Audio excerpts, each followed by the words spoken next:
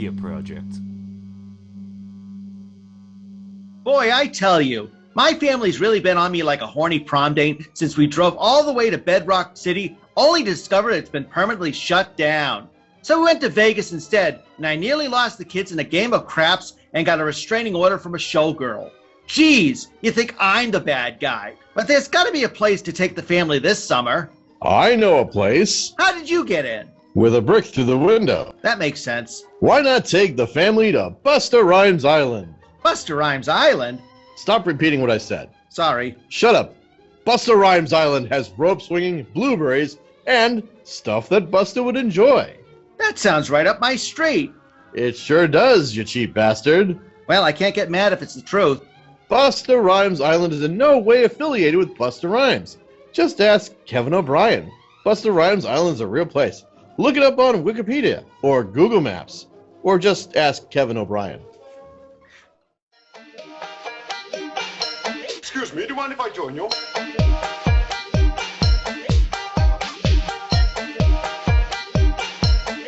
Are you sure you don't mind?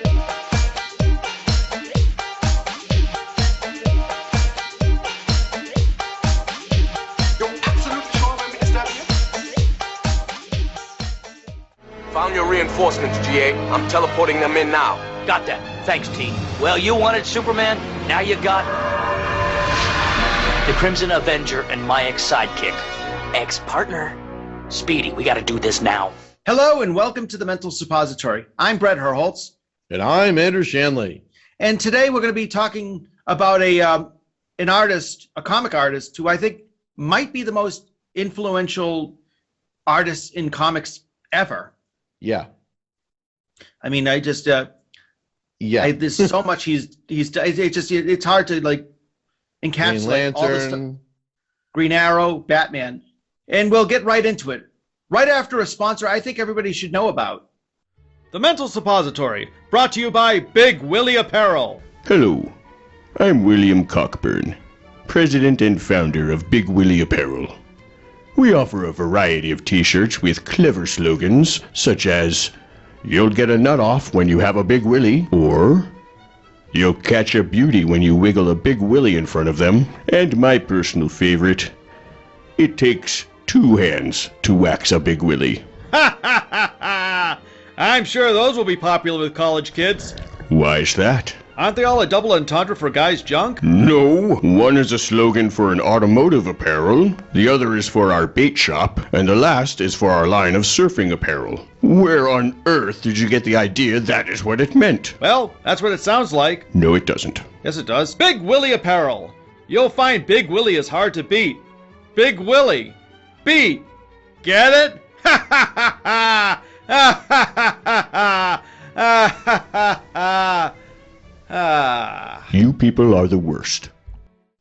I think the first time I found out about Neal Adams' work was actually in high school when I started really getting into comic books, because there was a book at the school library, and there's always a few books in the school library that they don't really get checked out because the school wants you to read all the other crap they have. But there was a book on comics and comic art, which You mean you didn't want to read the highlights? Oh gosh, if I had to put up with one more Goofus and Gallant, I think I'd kill them both. But the book had like artwork and covers from I believe it had also cover art from like different eras of comics. And one of the comic panels, or a page they had from a comic in the book, was something Neal Adams did for X-Men, which I believe he'd worked on X-Men shortly after Jack Kirby left, because Jack Kirby had kind of a falling out with the company. And there's another artist who left a very big thumbprint on the world of comics, and especially with his style. But one of the things that grabbed me about Neal Adams' style was especially for the time period, it was much more realistic. It looked like the faces he drew looked like people you might know are real people. Well, I think that his art style certainly has influenced the Marvel design of art style and what you see in a lot of comics nowadays. I mean, you see a lot of... Which I believe that's where it started out, too. Yeah, I mean, he was the guy. He was the guy who started the whole... I mean, before him, a lot of comics were very, they were very cartoony looking. They were much more cartoony. Even, Carmine Infantino, who was one of my favorite artists, who actually was the first one to kind of reinvigorate Batman and was the one that actually inspired the whole idea of putting Batman on television. Was his work was very, very stylized, very cartoony, sort of very square jawed. Whereas, when Neal Adams came on the scene, it definitely felt more like real people when you looked at his work. It was photorealistic in his style. And not only that, but you saw a lot more emotional response in the faces and the actions. I mean, that I think, really tell you the truth, one of the things that really defined comics is how the actual image translates itself. And I think, one of the things that he was able to do in all the stuff that he worked on was he was able to influence a lot of these comics to use facial expression, eyes, the physical, like mouth and face expressions. Yes. As probably one of the things that made things a little bit more detailed. And he was definitely instrumental in a lot of work, particularly in Batman, because Batman, of course, being as psychological as Batman is, he was able to translate that. And he was the one, him and Denny O'Neil, think about the countless work they've done, but they'll always be sort of very, very much tied to, the 1970s run of Batman. And surprisingly enough, it was actually Carmine Infantino that brought Neal Adams aboard to reinvigorate Batman, because at the time he was Infantino was the editor at DC Comics. But so like his career really kind of started out with when he was starting to work with DC Comics as a freelancer, and one of his big first things was Ben Casey.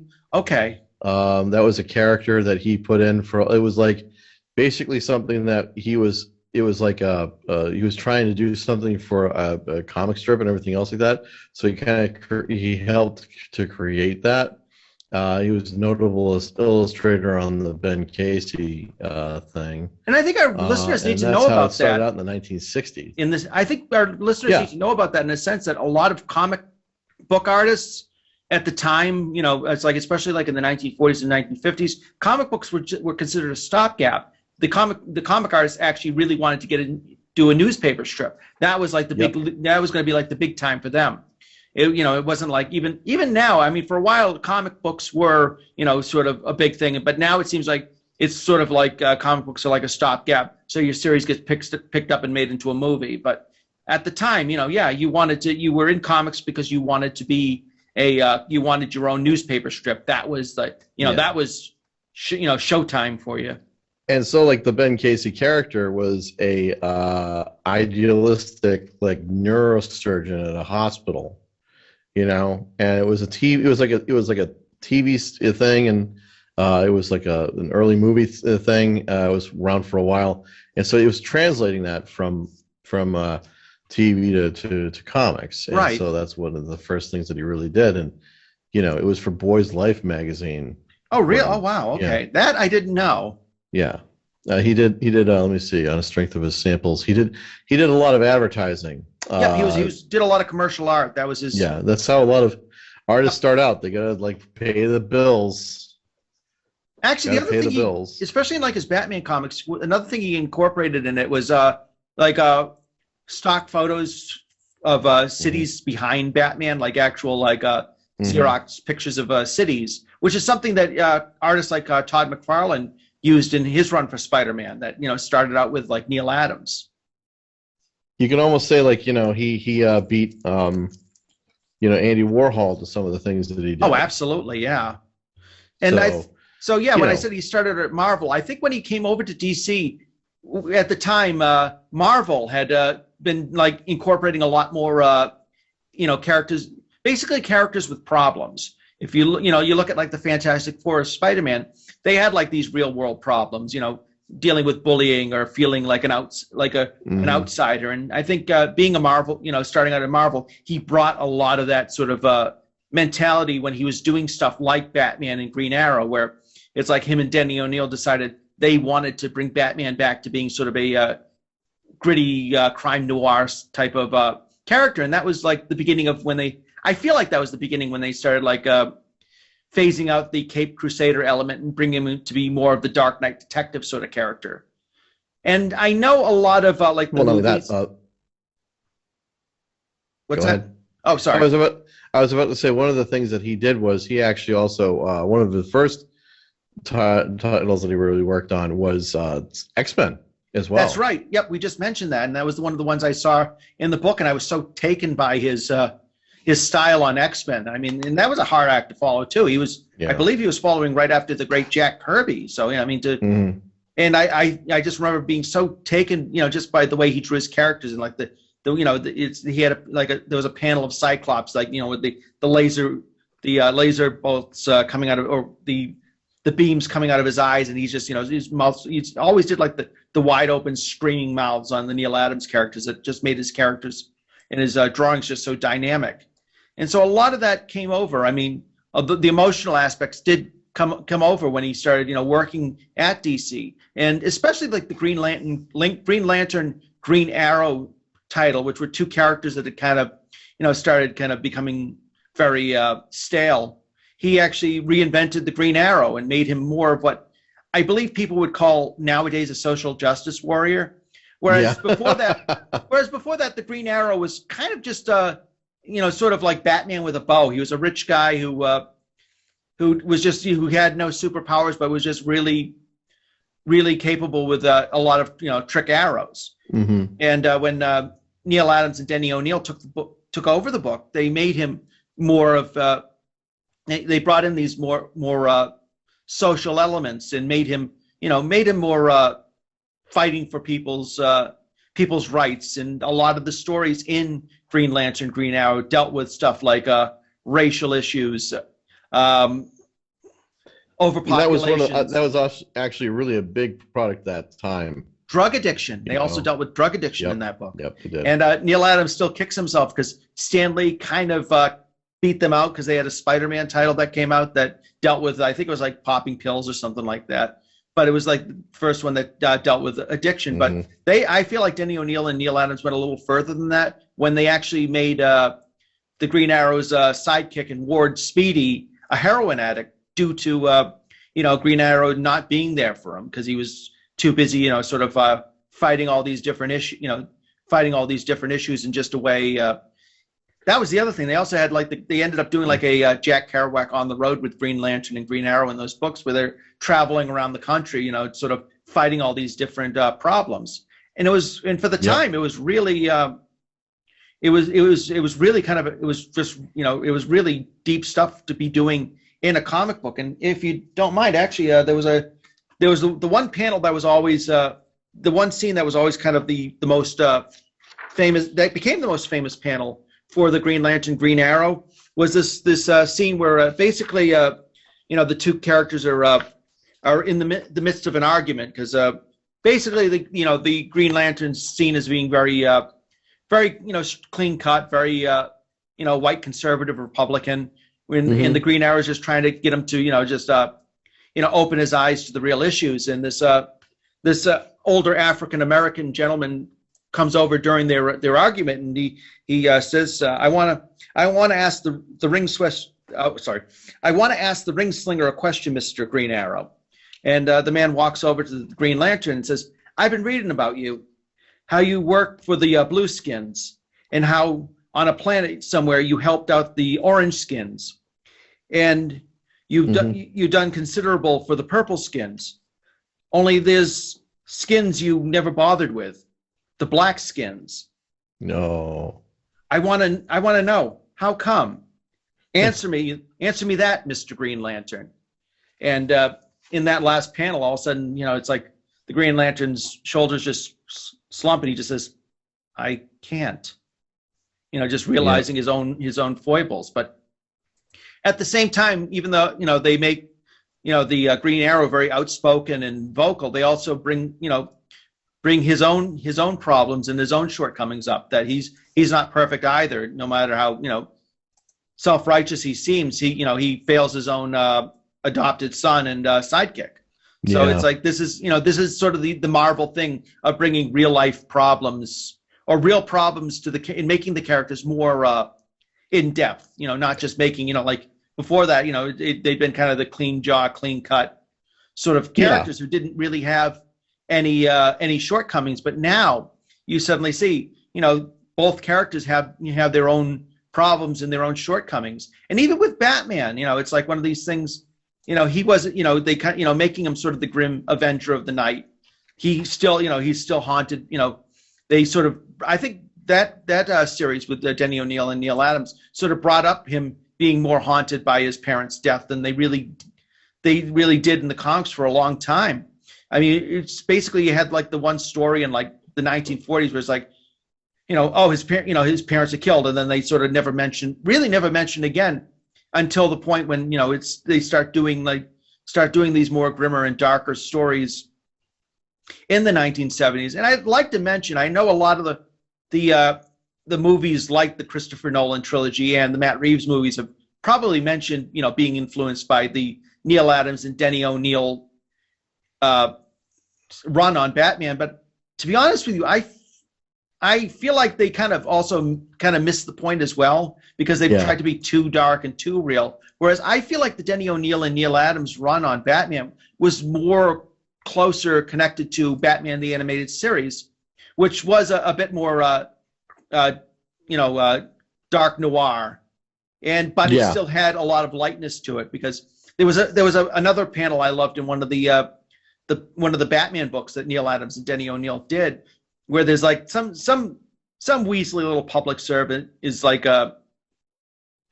or a congressman or somebody is like bitching out Commissioner Gordon because he's a Batman, and he's Gordon looks like he just wants the guy to leave his office. And so the guy's like, yeah, if Batman was here, I'd show him, I'd give him an uppercut and a bam and a pow. And he's saying all these things. And then he turns around and there's Batman standing right in front of him. And all of a sudden Batman just says, boo. And the guy goes running out of the office, and there's the shot of Commissioner Gordon in the foreground laughing. And they actually have Batman in the panel smiling, which you would never see in the Christopher Nolan films. So it's like, it was darker and grittier, but they still had a sense of humor about it. Neal Adams was the one who created characters like Man-Bat, who I don't think would ever be able to, exist in the Christopher Nolan trilogy. He also created Ra's al Ghul. And no, it's not Ra's al Ghul, it's Ra's al Ghul. Get it right, Nolan. Which were great characters. I mean, Ra's al Ghul was, I feel like, the first time they kind of gave Batman a Bond villain.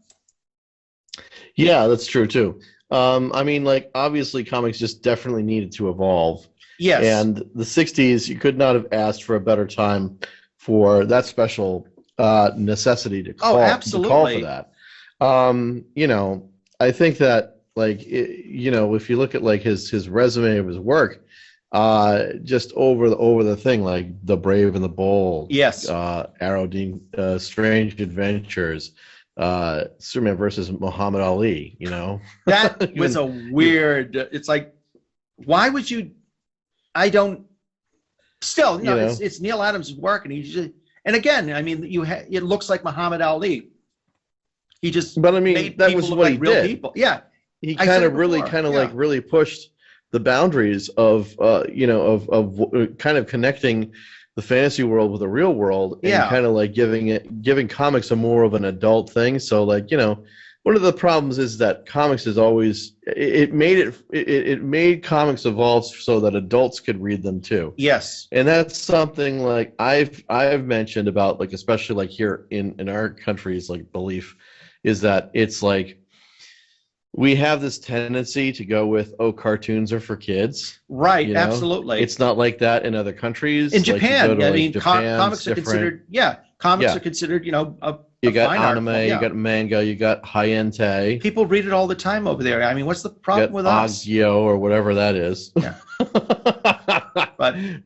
but that's the thing that really kind of like cements. He was that step. He was like, absolutely. He was like the person that needed. He was like the person that actually had to make and say to people, "No, this is for kids. This is also for adults." And it deals for some really heavy topics. And they were the ones that made the Joker a murderer and a madman again. Exactly. And it was like, I think it was like the Joker's 5-way crime spree, or there was the name. One of our listeners can read up about it, but it was one of these things. That was the very first comic in a long time that made the Joker a brutal killer. I mean, he started out a little bit that way in the original when, Bob Kane and Bill Finger and Jerry Robinson introduced him in the Batman comics. But it's sort of, I'm sure with the comics code and, comics, being forced to water down, it was more, it was more the Joker doing goofy things like stealing kids, there was stealing kids' mud pies on the beach or something like that. Whereas this was the first time suddenly there was a great panel from that story where the Joker, walks into this guy's office and, it's like, oh, don't worry, have a cigar. And the guy, takes the cigar and lights it up. He's like, yeah, you're all right, Joker. I figured this would be one of those joke cigars. And the Joker's walked out of the office, and you just see this giant flume of an explosion cloud just come out from the office from behind, and he's killed the guy. Exactly. He goes, oh, I'm sorry, I should have warned him. It was one of my exploding cigars, yes, it was one of my exploding cigars. But it had nitroglycerine or something like, you mentioned it having nitroglycerine or something highly explosive in that. So it's like the Joker just killed a man. And that was the character was a murderer. He was a cold-blooded, calculated murderer. And I feel like again, going back to the movies, I feel like they missed the plot by making the Joker sort of a sympathetic character, like in the Joaquin Phoenix movie. I feel like, I feel like the one thing the Nolan movies did right was making the Joker just a complete bastard and somebody who you really don't know his true origin behind. I think that's when the character works the best. And I think that, that story, that was kind of like, suddenly people are like, okay, you can do a Joker story and it won't be goofy. You can actually make it very serious, and you can make it while still making it dark. You still find yourself kind of chuckling. It's like, he killed a man, but you're still kind of chuckling. Yeah. Well, I mean, he knew where he was going with whatever he did. And it's just like you have to dance that little line that you create. This was definitely a Batman that could fit in the world of like Raymond Chandler or Dashiell Hammett. Yeah, I would agree. Another thing people talk about, that's something that we should bring up, is the way Neal Adams would advocate for the rights of creators. And you think about that. I mean, he was the one who fought for Siegel and Schuster to not only get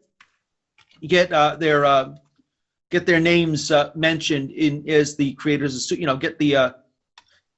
get recognition for the creation of Superman, but also get residuals for it too. Because by that time in the 1970s, the big Superman movie was coming out, and they were both basically living in poverty. Yeah. And Neal Adams was the one who fought for them. He said, look, this big budget movie's coming out. DC Comics and Warner Brothers are going to make millions off it. But the two guys that actually gave them their most famous character are making next to nothing. Pretty much. And he did get something back for them. And he got them recognition for a character they created. And that's the toughest thing, because I'm sure at the time they got the comic out there and they got the character out there, that they give themselves, oh great, we got a paying gig, this, and they weren't, you don't always, when you're a young kid, you don't always think towards the future, because basically they were just being paid as hired hands, and DC owned Superman after that. He helped form the Comics Creators Guild. That's right. That's the organization that really started out in 1978. And it's still going on to an extent if you think about it. I mean, they finally just were able to get Bill Finger, a co-creator's mention, in a lot of the stuff that goes on with Batman. I mean, I think the guy who they've been, I don't know if they ever got him the rights or they're still fighting for it, but the guy who created Ghost Rider for the longest time, never got the full credit he deserved. And I think that's that was probably one of the biggest reasons why he ended up leaving the big two in the 1970s and forming his own company, just to have that, I can understand that, just being able to own your characters. And I think that's why, it's like you look at that happened again in the 1990s when people like Todd McFarlane and Rob Liefeld and Eric Larson left Marvel and DC and decided to form Image, just to say, be able to say, we own these characters. Whereas stuff like, Todd McFarlane created Venom. I don't believe he owns the rights to that character. No, yeah. But he certainly made it up with Spawn and a lot of the action figures he's created. So he's kind of created his own continuity and his own universe. So well, that's the other thing too, is like, the people who make the most money are the ones who come up with the ideas that nobody else wants to right. Nobody wants to spend the money, or like they think it's useless, and then, oh hey, surprise, surprise, it's actually worth something. And another funny story, and it's something, it's like Neal Adams was somebody who admit when he's wrong too. The person he actually figured would never make it in the business, and he just didn't like his artwork, was Frank Miller. Mm-hmm. And Frank Miller, there's a story where Frank Miller actually called Neal Adams's offices in New York, and it was at a point where Miller had come down from, I think he was living in Maine, and he'd come down to New York because he was trying to break into the business, and he'd brought his portfolio with him, and he somehow was able to get the number to Neal Adams's office, and Neal Adams like, okay, come on down, I'll look at your stuff. And he looked at it, he goes, I don't think this is any good. I don't think you should. I think you should just pack up and go back to Maine. And to Frank Miller's credit, and I have to say, more young artists should be like this, and they shouldn't, because you'd think he'd just say, oh, screw you, what do you know, you old fart, blah blah blah. He wasn't that. He was probably only in his 30s. I mean, Neal Adams was probably only in his 30s at the time, but still, to Frank Miller's credit, he just says, what can I do to make my work better?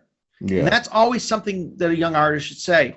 And so Neal Adams kind of brushed him off, and then he kept on asking him. He just said, what can he just kept on he kept on trying, just trying and trying and trying. And finally, Neal Adams said, "Oh, fine, I'll pass your work on to somebody or other." And I think shortly thereafter, he ended up doing the Daredevil. Frank Miller ended up doing the Daredevil books and creating the character Elektra, and he just blew up. And the people who just loved his work. And Neal Adams says, "I'm the first person to admit I was wrong." It's like, I may have not liked his work, but other people did. So I mean, and that it takes a big person to admit that they don't know everything. Mm-hmm. And and there are plenty of artists I don't particularly care for, but other people do. I mean, and that's just the way it goes. I mean, it's like I suppose it's like opinions are like assholes, and most people who give them are one. I mean. Never mind. Opinions are like noses, or something like that. But I thought it was just kind of a cool story because, he was somebody who was the first to admit he was in the wrong. Yep. Or at least, his opinion on Frank Miller was wrong. Yeah. And there's an audience for everybody. Yeah, I think that's the other thing too about it, as comics have expanded upon different genres, that we're seeing more and more material come out from other people that people that have been inspired by his work. Oh, absolutely. But like sometimes people, like when they work together, they rub each other the wrong way, and that can happen. Oh, absolutely. No, that's very true. And actually, when he in the 70s, when he left Marvel and DC, he had started his own company, Continuity, that did their own comics and did a lot of commercial art and graphic design. But it should be mentioned that Continuity also was the first company to publish the series Bucky O'Hare, which some of our listeners may not remember. But that was kind of an unfortunate series because it was a great comic book series, but for some reason they just ruined it when it came out as an animated series, and that's unfortunate. Yeah. Well, translating from a comic to a animated series can sometimes be difficult. Sometimes it works. Sometimes the people who do it just don't, it's like with that series, it seemed like they were totally, it was like, we're going to make toys off this. This is going to be a big hit. And, it just like you said, sometimes it works, sometimes it doesn't. And a lot of the times. Roll the dice. Exactly. And a lot of the times it just takes the right people to curate it. Mm-hmm. And if you have the wrong people to do that, it just, falls flat. Mm-hmm. Yes. But the other thing is, I actually got a chance to meet Neal Adams at one of the Rhode Island Comic Cons a few years ago. Oh, really? What was that experience like? He was very cordial. He humored me very well. So I mean, I give him that much. I appreciate that. But he was just But You you know, didn't want to tell, hey, you should do a comic about sex and comics no. and sex. No, I was going as a fan, and one of the things I bought off him was he had a poster reproduction of the first Green Lantern, Green Arrow comic book. So I got that, and I said, oh, that was my favorite comic. And I think I mentioned, Sydney was a fan of Autographs the for like $5. I don't remember, but I just mentioned that Sydney was a fan. A lot more. I remember mentioning Sydney was a fan of the show Arrow at the time, and he says, "Oh, the Neal Adams show," and I kind of chuckled at that because a lot of the show Arrow was very inspired by not only the Neal Adams run, but also Mike Grell's Longbow Hunter. If you watch that, the both of them have like that feel to it. Mm-hmm. Although Mike Grell's Longbow Hunter was the first time they actually changed a little bit of the Green Arrow's backstory, where in the backstory he supposedly was a rich guy who fell off the, it was a rich socialite like a Bruce Wayne who fell off the back of this yacht he was on, and he ends up washing up onto a desert island and sort of learning how to hunt and defend himself with a bow. I think in the original version he fights off pirates. Whereas in the Mike Grell Longbow Hunter, he ends up coming across two hippies who are like checking in on their crop, and that's how he gets back to the mainland. Which I thought that was a very late '80s thing to do. But that was the other thing that they did with the Green Arrow to make him a little bit different. When Denny O'Neil and Neal Adams took it over, is to not only did they like make him sort of socially conscious, but they also took his fortune away from him by scrupulous people. So they kind of brought him down to down to street level. So he wasn't sort of like, so it sort of kind of broke him away from sort of like the Bruce Wayne mold, where he was sort of like, like just a guy trying to get by, fighting crime while still, probably living in a 1-bedroom apartment. Yeah, like us. Exactly. And also, I think he was the one. He changed the look, which was a bit. He didn't have like the goatee, the little goatee beard at that time. He ended up giving him that to give him sort of more of a Errol Flynn, Robin Hood look to him. Because much like Batman, he kind of changed that character's costume a little bit too. Sounds about right. Yeah. Okay. You're a lot more familiar with his work than I am. Yeah. So, what is your favorite? What's your favorite issue or storyline by him? Oh gosh, I mean, I'd have to. I think I have a couple. One, of course, my all-time favorite is definitely the Green Lantern, Green Arrow storyline, because it almost gave comics a social conscience. And it like we mentioned earlier, it brought in issues that were never really talked about, mostly because the comics code, you couldn't talk about drugs, you couldn't talk about they were talking about now drug addiction, or talking about racism, talking about overpopulation. Yep. Just bringing up issues of the day that people were going through. They were talking about, part of everybody's life. The other storyline I really liked by them was the Demon's Quest, which brought in Ra's al Ghul and just gave the Batman stories a very much a James Bond feel to them. And they ended up adapting it really well for Batman the Animated Series, which had brought in the character of Ra's al Ghul and had him voiced by the amazing David Warner. But that was another great series because it didn't just make Batman, sort of like a Philip Marlowe sort of detective. It almost made him a little bit like a James Bond too, which Batman kind of is. He has his gadgets. He has a cool car. Yeah. And that was the other thing. You're a car man. That was the Neal Adams run had the redesign of the Batmobile, which looked like a Corvette. Yep. And it kind of gave Batman sort of a sleek, flashier car than he'd had in the past, which were more kind of like in the 1950s, which were more like bulkier sort of cars. Yeah, you needed to have Batman drive around with a simple basic car, you know? And that was one of the things I noticed with the new new movie with Robert Pattinson. It did seem very similar to the one from the Neal Adams stories. And I would also add that Batmobile, I think, is the best Batmobile because it's the most practical. I would imagine that would be real life. Yes, I couldn't agree more. And that really was the Neal Adams Batmobile in his version of the comics. It seemed very real life. It seemed very practical. It seemed like the type of car Batman would be driving 80 miles per hour down the streets of Gotham City. Mm-hmm. Yep, pretty much.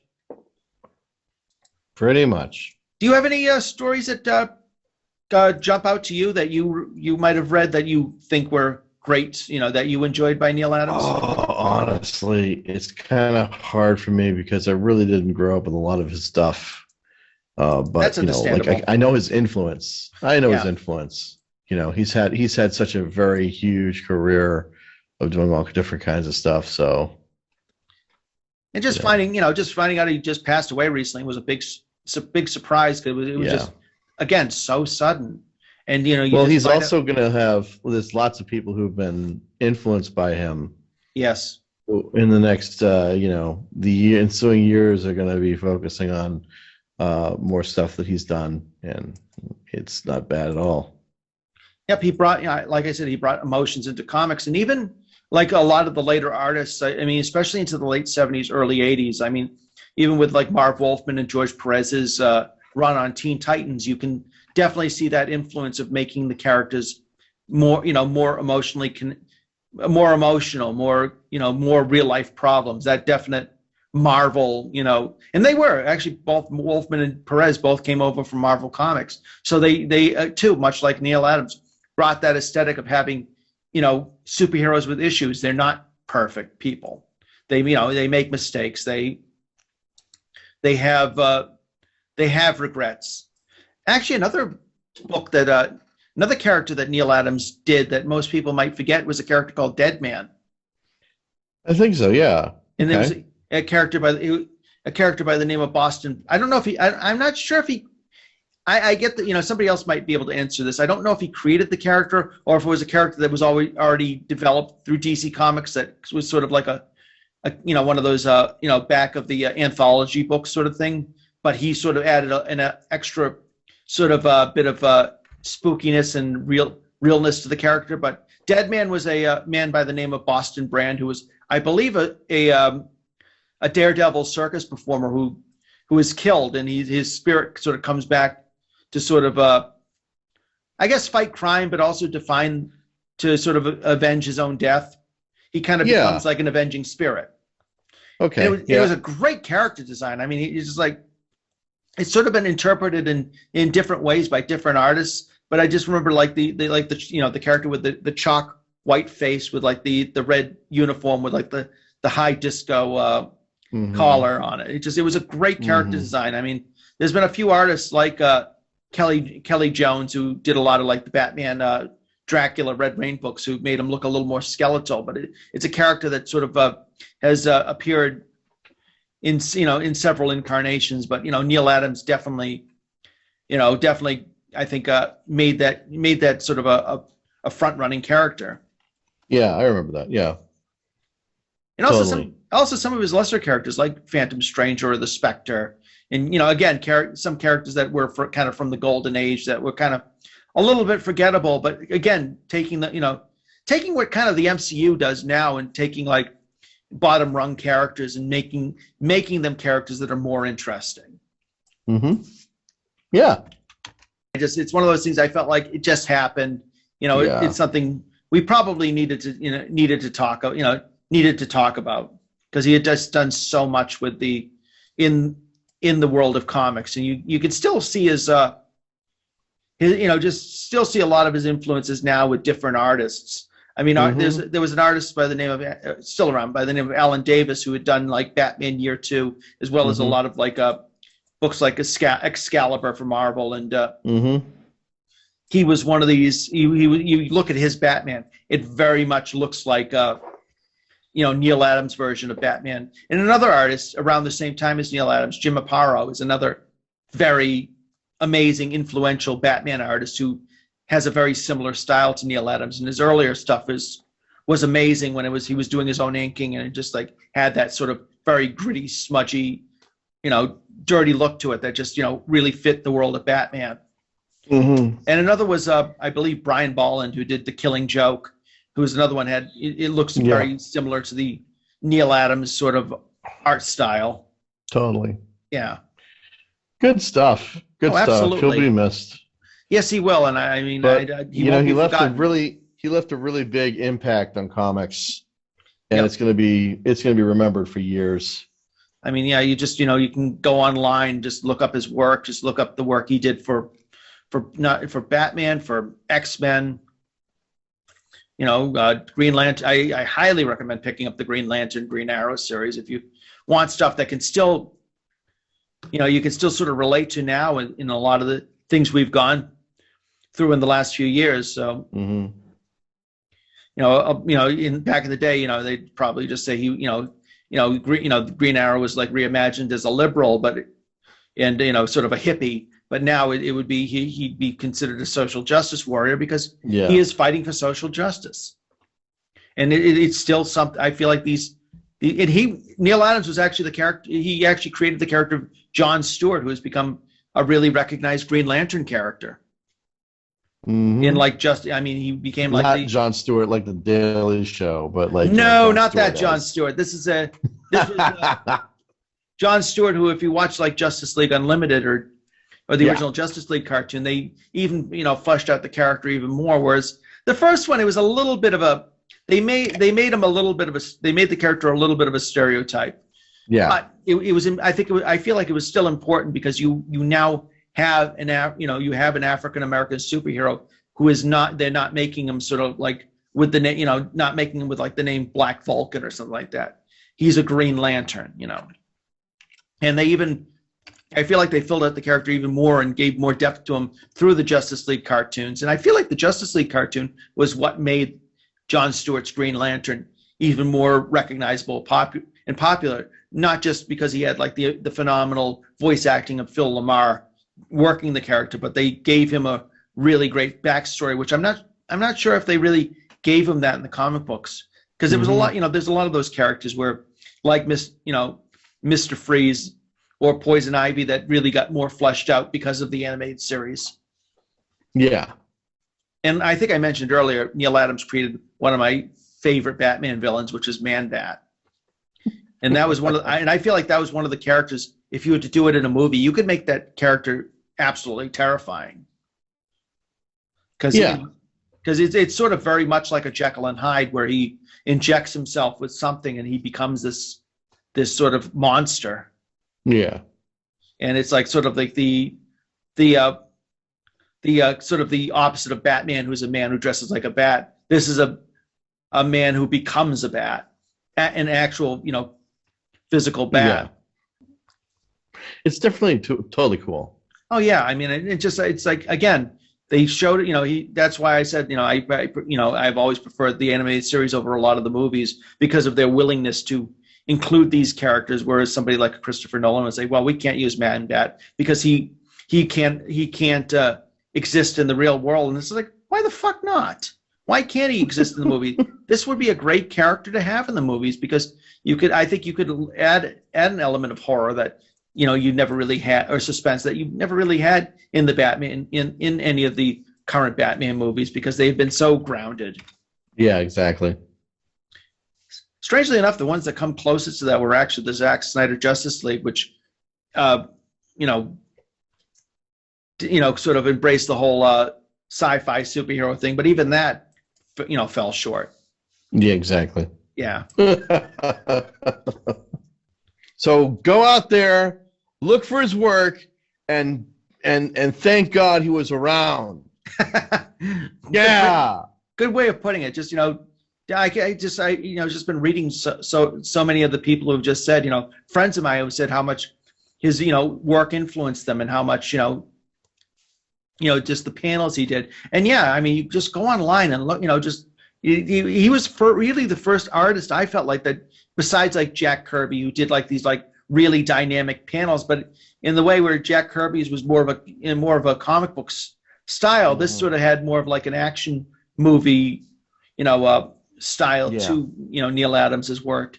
And like I said, you had characters that looked like they could, he just got them off people. He got them from people he knew, real people's faces. They look like people you might see on the street. Totally. Good stuff. On behalf of Andrew, thank you for listening to The Mental Suppository. Until next time, this is Bret Herholtz saying, I knew I'd disturb you. The Mental Suppository has been produced by Bret Herholtz and Jamie Billings and distributed by M the Media Project. Theme music generously donated by Mr. B, the Gentleman Rhymer. Visit his webpage at gentlemanrhymer.com. We would love to hear from our fans. Email us at mentalsuppository@gmail.com. Help me. They keep them in a basement.